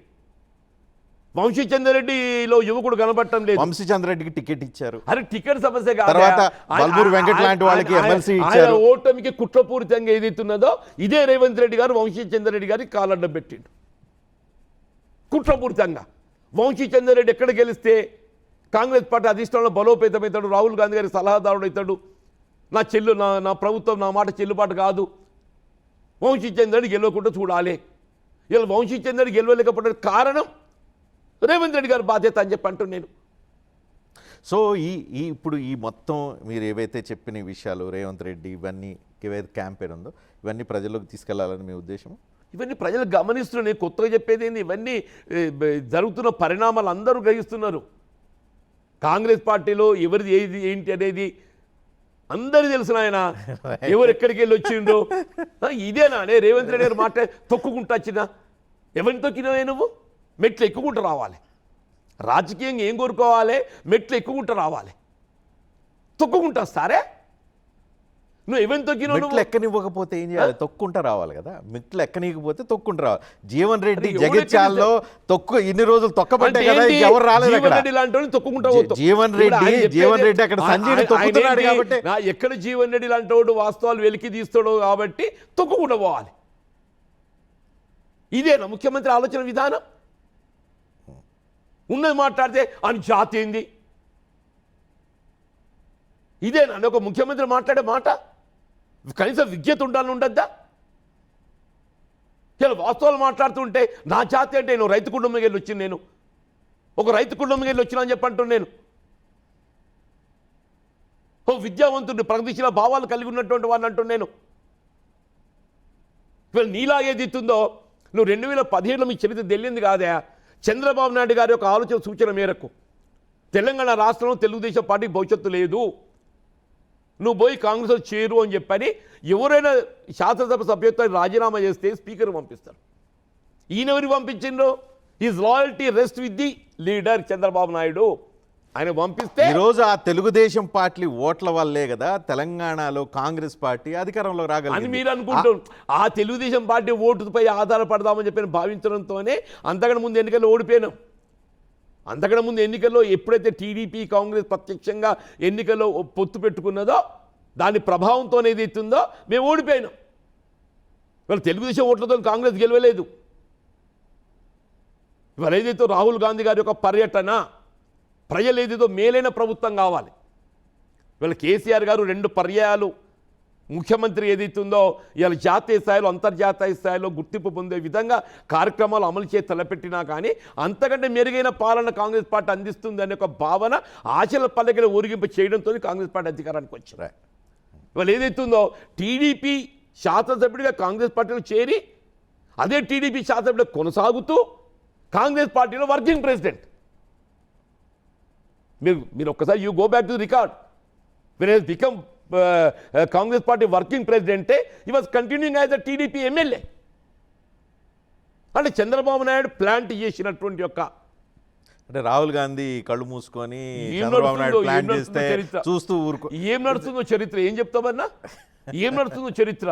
ఆయన మాటకారి, రేవంత్ రెడ్డి గారు మాటకారి అని ఏదైనా మాట్లాడతారు, వినగలుగుతారు అనుకుంటారు. కానీ ఇప్పుడు మాటల కాలం పోయింది. మాటల కాలం పోయింది. పోయిందా? పోయింది. ఎవరు చూసేటోళ్ళు లేడు. మన రేటింగ్ మీరు వారం రోజులు బీఆర్ఎస్ బాగా గులాబీ బ్లడ్ బాగా రజని గారు మొన్న మీరు నాకు ఏ బ్లడ్ ఎక్కలేదు, నా బ్లడే నాకున్నది, నా ప్రగతిశీల భావాలు నాకున్నాయి, పోరాట శక్తి నాలో ఉన్నది. నేను పోరాట శక్తితోనే దిత్తుందో బీఆర్ఎస్ పార్టీలో చేరి నేను నా పోరాట శక్తితోనే దిత్తుందో ప్రజల పక్షాన్ని నిలబడి ప్రజాస్వామ్యంలో పరిష్కారాన్ని కూడా చెప్పంటాను. నేను ఆనాడైనా ఈనాడైనా to stand with the people. ఒక్కసారి మనము కాంగ్రెస్ పార్టీ ప్రభుత్వం అధికారానికి వచ్చిన తర్వాత శాసనమండలి చేసిన ప్రసంగాన్ని నేను తీసి మీకు పంపిస్తాను. నేను ఇదే చైర్మన్ సుగంధ్ రెడ్డి గారు, జీవన్ రెడ్డి గారు మీరు మర్చిపోయినట్టున్నారు, మీరు వాళ్ళ అధికార పార్టీ రూలింగ్ సైడ్ వచ్చిండ్రు, ఇంకా మీరు ప్రతిపక్ష పార్టీ సభ్యులుగా మాట్లాడుతున్నారు ఏంటంటే అని చెప్పి మాట్లాడిండు సుగంధ్ రెడ్డి గారు. వీళ్ళ అధికారానికి వచ్చినంత మాత్రాన ప్రజా సంస్థలపై ఏదైతే ఉందో స్పందించలేకుండా ఉండలేను నేను చెప్పంటున్నాను. ఇవాళ ఏదైతుందో ఇవాళ రేవంత్ రెడ్డి గారి యొక్క పాలన చూసిన తర్వాత ఇవాళ people wanted KCR to come back. People wanted KCR to come back. Revanth Reddy పోవాలి, కేసీఆర్ రావాలి, ఇది జీవన్ రెడ్డి తీసుకున్న నినాదం. ఈ నినాదాన్ని సక్సెస్ చేసి చూపించగలుగుతారు. ఇది ప్రజల నానుడి. జీవన్ రెడ్డి గారు ఏదైతుంది స్వయంగా నిలిచినటువంటి ఒక స్లోగన్ కాదు ఇది. ప్రజల్లోకి వస్తున్నటువంటి ఒక నానుడు. వాళ్ళ యొక్క ప్రజలు ఎక్కడ పోయినా కానీ ఇదేం పాలనరా, మనం ఏం కోరుకున్నాము, ఏమొచ్చింది, ఇటువంటి మనం కోరుకున్నది. అందుకే ఏదైతే ప్రజల్లోకి వచ్చిన వాదన ఇది. రేవంత్ రెడ్డి పోవాలి, కేసీఆర్ గారు ఆ పెద్ద అయినా మంచిగుండేరా, ఏదో అన్నంటే మాట అంటే చేస్తుండే. కళ్యాణ్ లక్ష్మి ఆడబిడ్డలకి ఏదైతుందో 50 ఎవరు ఊహించలేదన్నా, కేసీఆర్ కిట్ ఎవరు ఊహించలేదని చెప్పి అంటూ నేను అటువంటి పాలన కావాలని ప్రజలు కోరుకుంటుండే. నాది కాదు ఇది. బీఆర్ఎస్ పాలనలో ఏవైతే జరగాల్సినవి అన్నీ జరగలేదు, అమరవీరులను పట్టించుకోలేదు అని కేసీఆర్ సొంత కూతురు కవిత ఆ పాలన బాగలేదని చెప్పి అంటూ ఉంటే, జీవన్ రెడ్డి వచ్చి ఈరోజు అప్పుడు కేసీఆర్ బాగున్నాడు, అప్పుడు కేసీఆర్ పాలన బాగుంది అన్నట్టు చెప్తారు. Then she was part of BRS party. ఆమె నిజంగానే ఆనాడు బీఆర్ఎస్ పాలన బాగలేదు అని చెప్పి భావించి ఉండున్నట్టయితే ఆయన సలహాలు సూచనలు పార్టీ అధ్యక్షుడు నాయకుడు తని గారికి ఇచ్చేది ఉండే. ఆయన ఇవ్వాలి ఏదైతుందో వాళ్ళ అంతర్గత కలహాలతో బయటకు వచ్చేసి ఆమె ఏదో సొంత పార్టీ పెట్టుకుందాం అని చెప్పి భావిస్తున్న తరుణం లోపల బీఆర్ఎస్ పార్టీ బాగా లేకుండా అంటే, అసలు బీఆర్ఎస్ పార్టీ లేకుంటే కేసీఆర్ లేకుంటే కవిత ఎక్కడిదండి? అసలు బీఆర్ఎస్ పార్టీ లేకుంటే కేసీఆర్ గారు లేకుంటే కవిత ఎక్కడిది అంటూ నేను. కవితకి ఉద్యమ నేపథ్యం ఎక్కడికెళ్ళి వచ్చింది? కవిత గారికి ఏదైతే ఈ ఉద్యమ నేపథ్యం ఎక్కడికెళ్ళి వచ్చింది? కేసీఆర్ గారి ద్వారానే కదా, ఆయన నాయకత్వం ద్వారానే కదా. ఏదైనా నేను అంటున్నాను, సొంత కూతురుకు కనిపించింది, జీవన్ రెడ్డికి ఏం కనిపించింది? నాకు ఇప్పుడు ఒకటి సార్, నాకు the only options left for me are to go either to remain independent and struggle fight out, or to join either BJP or BRS. BJP ఎందుకు వద్దనుకుంటాను అది చెప్తున్నా సార్ నేను. Either BJP or BRS. స్వతంత్రంగా నేను నిలదొక్కుకోవాలని చెప్పడంత సులువైంది కాదు. కొంతకాలం నిలదొక్కుంటా కావచ్చు కాక, నేను ఎప్పుడైతే నిలదొక్కుకోవడం సాధ్యం కాదు అని ప్రాక్టికల్గా ఆలోచించినప్పుడు డెఫినెట్లీ బీజేపీ జాతీయ పార్టీలో ఏదైతుందో బలమైన పార్టీ. డెఫినెట్లీ బీజేపీ జాతీయ స్థాయిలో బలమైన పార్టీ. రాష్ట్ర స్థాయిలో నేను ఒక 15 రోజులు గమనించిన ప్రజల్లో అబ్జర్వ్ చేసి నేను పీపుల్ ఏదైతుందో the comparison vent between present Revanth Reddy and past KCR. ప్రస్తుత రేవంత్ రెడ్డి పాలనకును గత కేసీఆర్ పాలన మధ్య బేరీజ్ వేసుకోవడం స్టార్ట్ చేసింది. ఈ బేరీజ్ అనేది ఏదైతుందో రేవంత్ రెడ్డికును బీజేపీ మధ్య కొనసాగాలి. గత ప్రభుత్వం ఏ విధంగా పాలన చేయబడడం జరిగింది, ఇప్పుడు పాలన ఏ విధంగా కొనసాగడం జరుగుతున్నది, ఏ పాలన బెటర్ ఉంటుంది అనే వరకు ఏమైపోయిందంటే ప్రజలు కేసీఆర్ చర్చకు వస్తున్నాడు, బీఆర్ఎస్ పార్టీ చర్చకు వస్తున్నది, బీజేపీ జాతీయ స్థాయిలో చర్చకు ఉన్నది, రాష్ట్ర స్థాయిలో ఏదైతే ఉందో రేపు రేవంత్ రెడ్డి ప్రత్యామ్నాయం, కాంగ్రెస్ పార్టీ ప్రత్యామ్నాయం ఏదైతే ఉందో బీఆర్ఎస్ పార్టీ కేసీఆర్ గారు అనే ఒక భావన ప్రజల్లో నెలకొన్నది. ప్రస్తుతం కొనసాగుతున్న కాంగ్రెస్ కంటే బీఆర్ఎస్ ఇవాళ మెరుగైన పాలన గతంలో ఇచ్చింది, రేపు బీఆర్ఎస్ పాలన వస్తేనే మెరుగుంటుందని చెప్పని ప్రజల్లోకి వచ్చినటువంటి ఒక ఆలోచన ఇది. నేనేమంటానంటే జీవన్ రెడ్డి పచ్చి సమైక్యవాది. అలాంటి సమైక్యవాది ఈరోజు తెలంగాణ కోసం పుట్టి తెలంగాణ సాధించిన ఆ పార్టీలో ఎలా మనుగడ సాధించగలుగుతారు? ఇప్పుడు నా గురించి మీకు ఏం తెలుసు అని సమైక్యవాది అంటుంది. ఎందుకంటే తెలంగాణ కోసం కేసీఆర్ రిజైన్ చేసి ఎన్నికల్లో పోటీ చేస్తే మీరు ఎదురు నిలబడి వైఎస్ రాజశేఖర రెడ్డి నిలబెడితే మీరు సమైక్యవాది పక్షాన మీరు ఎన్నికల్లో నిలబడి కొట్లాడారు వ్యతిరేకంగా. నేను విద్యార్థి దశ నుండి కేసీఆర్ గారు తెలంగాణ రాష్ట్ర సమితి ఏర్పాటు చేయక పూర్వం నుండి నా వాదన ఉమ్మడి రాష్ట్రంలో కూడా తెలంగాణ రాష్ట్ర ఏర్పాటుతో మాత్రమే తెలంగాణ ప్రాంతం ఏదైతే ప్లీజ్ న్యాయం చేయగలుగుతామని చెప్పని పేర్కొన్నాం. ఎన్నికల్లో కూడా కాంగ్రెస్ పార్టీ కమిట్మెంట్తో దిగ్విజయ్ సింగ్ గారు ఏదైతుందో అన్నాడు, ఇవాళ ఇన్ఛార్జ్ జనరల్ సెక్రటరీ వారు ఏదైతుందో Congress party is committed for formation of Telangana state అని చెప్పించి నేను పోటీ చేశాను. నేను అన్నాడు దిగ్విజయ్ సింగ్ గారు ఏదైతుందో ఇవాళ ఇన్ఛార్జ్ జనరల్ సెక్రటరీ ఇదే కేశవరావు గారు పిసిసి ప్రెసిడెంట్. ఆనాడు ఏదైతుందో మా కాంగ్రెస్ పార్టీ తెలంగాణ రాష్ట్ర ఏర్పాటుకు సంబంధించి మా యూపీఏ ప్రభుత్వ భాగస్వాములందరినీ కూడా ఒప్పించడానికి కొంత సమయం పడుతున్నది. ఇవాళ మీకు తెలంగాణ రాష్ట్ర ఏర్పాటు కొరకు ఇవాళ మేము మా ఎలక్షన్ మేనిఫెస్టోనే కాదే వాళ్ళ కామన్ మినిమం ప్రోగ్రాంలో కూడా దాన్ని చేర్చుకున్నారు. తెలంగాణ కాజ్ కోసం, తెలంగాణ ఏర్పాటు సాధన ఏకైక లక్ష్యం కోసం పదవికి రాజీనామా చేసి ఎన్నికల్లో పోటీ చేస్తే మీరు దాన్ని వ్యతిరేకిస్తూ మీరు అప్పుడు పోటీ చేసిన మాట వాస్తవం కదా, దాన్ని ఏమంటారు మరి? నేను దాన్ని అదే చెప్తున్నాను కదా సార్. నేను ఆనాడు కూడా కాంగ్రెస్ పార్టీ కమిట్మెంట్తోని తెలంగాణ రాష్ట్ర ఏర్పాటు కాంగ్రెస్ పార్టీ కట్టుబడి ఉన్నది అనేటువంటి ఒక అభిప్రాయం వ్యక్తం చేపించి పోటీ చేశాను నేను. మీరు దయచేసి ఇంకా గమనించు, తదుపరి కూడా ఉద్యమంలో ప్రత్యేకంగా పాల్గొనడమే కాదు, నేను జైలు పాలు కూడా అయినా నేను ప్రత్యక్షంగా ఉద్యమంలో పాల్గొనడమే కాదు, కాంగ్రెస్ పార్టీ సభ్యుడిగా ఉద్యమంలో పాల్గొనడంతో పాటుగా జైలు పాలు కూడా అయినా అని చెప్పి అంటున్నాను నేను. కేవలం వాదనలుగా పరిమితం కాకుండా ప్రత్యక్ష పోరాటంలో పాల్గొన్నా నేను. ఓకే, మీరు ఇప్పుడు బీఆర్ఎస్ పార్టీ ప్రధాన కార్యదర్శి కేసీఆర్ అనౌన్స్ చేశారు. మీకు బీఆర్ఎస్ ప్రధాన కార్యదర్శిగా మీరు పూర్తి స్థాయిలో బాధ్యతలు చేపట్టి పనిచేసి ఆ పార్టీ కోసం మీ కమిట్మెంట్ని చూపించగలిగే అవకాశం దొరుకుతుందని మీరు భావిస్తూ ఉన్నారు? ఇప్పుడు నాకు ఏ బాధ్యత అప్పగిస్తే ఆ బాధ్యత నిర్వర్తిస్తేనే, ఏ బాధ్యత వారు ఇవాళ ప్రధాన కార్యదర్శి అని చెప్పి బాధ్యత అప్పగించారు. దీంతో ఏ మేరకు నేను బీఆర్ఎస్ పార్టీ బలోపేతం కూడా ముందు పోగొడతాను అనేది ఒక అంశం. ఒక అంశం ప్రధానంగా నా లక్ష్యం ఏదైతుందో ప్రజల పక్షాన్ని నిలబడి ప్రజా సమస్యల పరిష్కారం కొరకు పాటుపడటం. వీళ్ళ బీఆర్ఎస్ వేదికను ఎంచుకున్నది ఎందుకు ఎంచుకున్నా నేను, ఇది ఒక ప్రతిపక్ష పార్టీ కాబట్టి ప్రజా సమస్యల పరిష్కారం పాటుపడటానికి కొరకు నాకు ఒక వేదిక కావాలని కోరుకున్నా, ఆ వేదికనే లభించింది. కానీ రిటైర్ అవ్వాల్సిన వయసులో కొత్త టాస్కులు తీసుకొని మీరు సక్సెస్ అవ్వగలుగుతారా? ఇప్పుడు ప్రజా జీవితానికి రిటైర్మెంట్ అనేది ఉండదు. మరి మోడీ వయసు ఎంతో నాకు తెలియదు, ట్రంప్ వయసు ఎంతో నాకు తెలియదు. మరి నాకు నేను ఏదైతుందో నా ఇద్దరం పోదాం పండి. స్పిరిట్ కావాలండి, స్పిరిట్ కావాలి. I'm 75-76 years old. మన కేసీఆర్ గారు కూడా చెప్తుండ్రు జీవన్ రెడ్డి గారి కంటే నేనే 4 ఏళ్ళు చిన్న అని చెప్పి. వాస్తవమే చెప్పంటారు. జానారెడ్డి గారు నా వయసు ఆయన ఇంట్లో కూర్చున్నాడు, ప్రశాంతంగా ఉన్నాడు. లేకుండా చేసిండు రేవంత్ రెడ్డి, నాకు ప్రశాంతత లేకుండా చేసిండు రేవంత్ రెడ్డి అంటూ నేను. నాకు నిజంగానే ప్రశాంతత లేకుండా కావడానికి కారణం రేవంత్ రెడ్డి అని చెప్పంటున్నాను. నన్ను ప్రజా జీవితంలో నా మొత్తం శేష జీవితం అంతా జీవన్ రెడ్డి ప్రజల్లో ఉండే విధంగా మీకు స్పిరిట్ ఇచ్చాడు రేవంత్ రెడ్డి అంటూ నేను. గుడ్. కానీ ఇక్కడ నేనేమంటానంటే జీవన్ రెడ్డి గారు, బీఆర్ఎస్ పార్టీలో ఒకటి ఉంటుంది.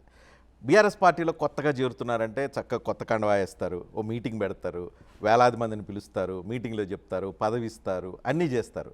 తర్వాత కథం. ఆ తర్వాత పనిచేయడానికి స్కోప్ ఉండదు, అపాయింట్మెంట్లు దొరకవు, స్వేచ్ఛగా మాట్లాడుకునే అవకాశం ఉండదు, మళ్ళీ టికెట్ వస్తుందో రాదో తెలియదు. అవన్నీ మళ్ళీ కేసీఆర్ చుట్టూ మాత్రమే ఉంటాయి, మిగతా వాళ్ళకి స్పేస్ ఉండదు అనేది ఒక చర్చ ఉంది. మీరు చెప్పండి. ఇప్పుడు మీరు ఎంతవరకు కేసీఆర్ గారిని తప్పు పట్టే ప్రయత్నం చేస్తున్నారు తప్ప నేను తప్పు పట్టలేదు. నేను వాస్తవాలు చెప్తున్నాను. ఎవరైతే బీఆర్ఎస్ నుంచి బయటకు వచ్చిన వాళ్ళు చెప్పిన మాటలు లెట్ మీ టెల్ కేసీఆర్ గారితో బీఆర్ఎస్ పార్టీలో చేరి ఆశించినటువంటి ఒక అంటే మీరు పదవులు అనండి, స్కోప్ అనండి, పొందిన వాళ్ళు ఎవరండి? పొందిన వాళ్ళు ఎవరు అంటున్నారు? మీకు ముందుగా కేశవరావు అనే ఒక ఆయన వచ్చారు. Keshava Rao got Rajya Sabha secretary general ఇచ్చారు, తర్వాత నామినల్ గా దాన్ని ఉంచేశారు. చెప్పనియండి, రాజ్యసభ కూడా పెద్ద పదవి ఉండదు.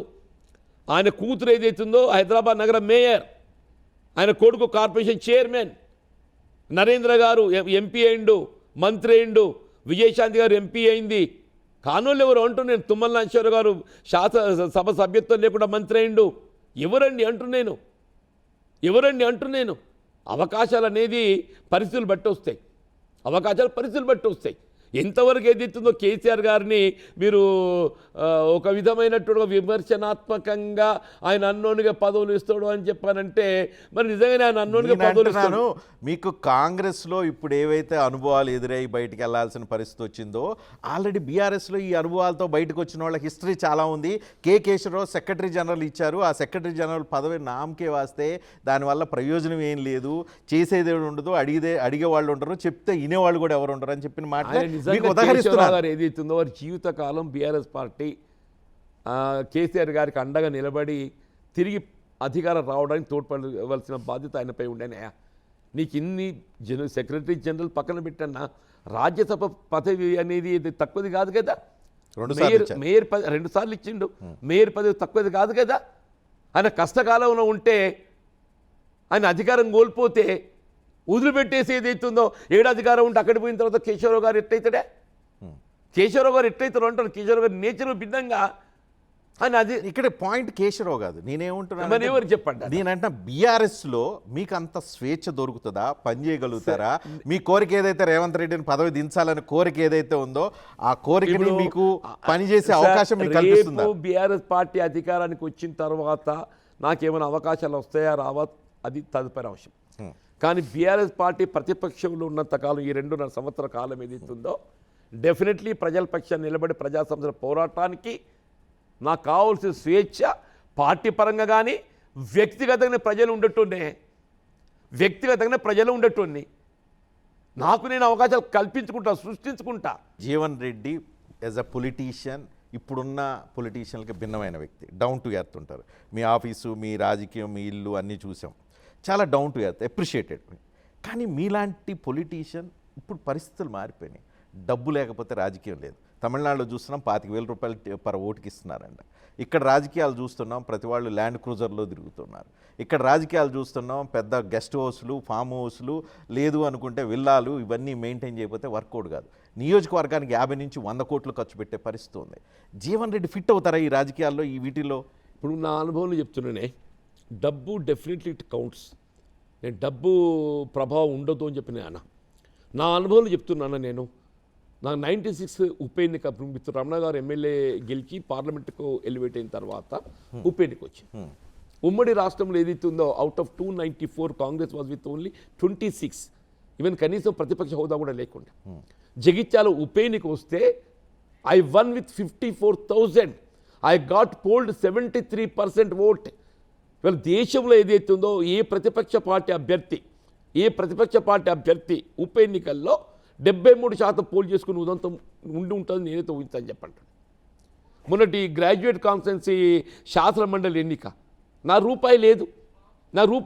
అదే నా కాంగ్రెస్ కార్యకర్తలు, అభిమానులు. అది అయిపోయింది. ఇప్పుడు కొత్త జనరేషన్ వచ్చింది, ఓటర్లు మారిపోయారు, లీడర్లు మారిపోయారు. నేను నా ప్రజా జీవితం ఎంటర్ ఏదైతే ఉందో మోటార్ సైకిల్ పోయి నామినేషన్ వేసింది. అది ఇప్పుడు 40 ఏళ్ల క్రితం. అదే 40 ఏళ్ల క్రితం. అంటే నా జీవితం ఇప్పుడు మోటార్ సైకిల్ మీద వెళ్తే ప్రజలు కూడా పట్టించుకునే పరిస్థితిలో లేరు. అంటే నేను support చేయట్లేదు దాన్ని. నేను కూడా వ్యతిరేకిస్తున్నాను. నేను ప్రజల్లో వాట్ ఈజ్ జీవన్ రెడ్డి యొక్క ఆలోచన విధానం, నా జీవన విధానం అందరు గమనిస్తున్నారే. ఏమి ఇవ్వగలితే ఏమి ఇవ్వలేని కూడా ప్రజలకు తెలుసు అని చెప్పి అంటున్నా. నేను ఇంతవరకు ఏది ఇస్తుందో every time when ever I last I got elected. అరే అన్యాయం చేసినాం పాపం జీవన్ రెడ్డి అటువంటి ఓడగొడతాం రా అని చెప్పని. నాకు every time I bounced back. Every time I bounced back. ఇప్పుడు ఏంటి నెక్స్ట్ మళ్ళీ జగిత్యాలలో పోటీ చేస్తారా? అది it depends on I have joined into some political party. The decision has been taken by them. But మీ రిక్వెస్ట్, మీ నా కోరిక ఆలోచన డెఫినెట్లీ నా ఆలోచన అవకాశం వస్తే పోటీ చేయాలని. జగిత్యాల నుంచి నా అవకాశం వస్తే డెఫినెట్లీ పోటీ చేయాలని. అదే జగిత్యాల అవకాశం నుంచి వస్తే జగిత్యాలకి. సంజయ్ని ఓడించాలనే బిటారు. అది ఎవరు నాకెవరికైనా జగిత్యాలలో కేసీఆర్ కూతురు కవిత కూడా పోటీ చేస్తాడు. నా ప్రజా జీవితం చివరి అంటూ నేను కొనసాగాలని ఉన్నది. నేను పాయింట్ ఇక్కడ వినండి. మీరు సంజయ్ని మీకు ఒక ప్రత్యర్థి ఇప్పుడు ఉన్న వ్యక్తి, కేసీఆర్ కూతురు కవిత కూడా జగిత్యాలలో పోటీ ఎవరు వచ్చిన సంతోషం అంటే కేసీఆర్ గారు కూతురు రావద్దని నేను ఎట్లా కోరుకుంటాను. ఆమెను కూడా ఓడిస్తానని చెప్పి చెప్తారా? నేను ఎవరనేది కాదు, నేను గెలవాలని కోరుకుంటా. నాకు అవకాశం వస్తే నేను గెలవాలని కోరుకుంటా. నా ప్రత్యర్థి ఎవరనేది నాకు కాదు, ప్రధానం కాదు కదా. మొన్న బహిరంగ సభలో కేసీఆర్ ఏం చెప్పారు? జీవన్ రెడ్డి భవిష్యత్తులో మీ జిల్లాకి మంచి సేవ చేసే అవకాశం కల్పిస్తానంటారు. దట్ మీన్స్ మీకు మంత్రి పదవి దక్కేలాగా చేస్తాననేది ఆయన ఉద్దేశం. నేను ఏమంటున్నానే, భవిష్యత్తు రేపు బీఆర్ఎస్ పార్టీ ప్రభుత్వం అధికారానికి వచ్చిన తర్వాత నాకు ఏ విధమైన అవకాశాలు లభిస్తాయో నేను ఊహించలేను, చెప్పలేను.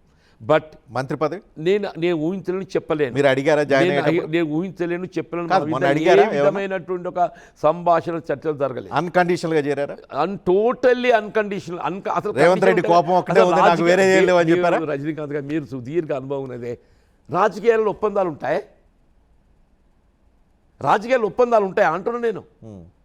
వీళ్ళ కేసీఆర్ గారు అధికారానికి వచ్చి తుమ్మల నాగేశ్వరరావు గారు మంత్రి చేస్తా అని చెప్పని ఆయన ఒప్పందం కుదుర్చుకున్నా ఆయనతోని. టైం ఆయనకి ఏదైతుందో తుమ్మల నాగేశ్వరరావు గారు లాంటి సీనియర్ నాయకుడు సేవలు అవసరం అని భావించి చేర్చుకున్నాడు. ఏదైనా పరిస్థితులు బట్టి ఉంటాయి. ఓకే, రేపు పరిస్థితులు వికటించో లేకపోతే పరిస్థితులు అవసరాలు క్రియేట్ చేసి బీఆర్ఎస్ బీజేపీతో కలిసి ముందుకెళ్ళింది అనుకో, అప్పుడు జీవన్ రెడ్డికి ఓకే. ఇప్పుడు ఏదైనా సమయానుగుణంగా నిర్ణయాలు ఉంటాయి. పార్టీ అధిష్టానం ఏ నిర్ణయం తీసుకున్నా దానికి అనుగుణంగా ఏదైతుందో ముందుకు పోల్సిన బాధ్యత నాపై ఉంటుంది. ఒక ఫన్నీ సిచ్యువేషన్ కనిపిస్తుంది. ఒకప్పుడు తెలంగాణ మూమెంటం పీక్లో ఉన్నప్పుడు కేసీఆర్ రాజీనామా చేసి పోటీ చేస్తే మీరు ప్రత్యర్థిగా ఉన్నారు. తెలుగుదేశం నుంచి ఎల్ రమణ వచ్చారు. ఇప్పుడు మీరు ముగ్గురు కలిసి ఒకే పార్టీలో ఉన్నారు.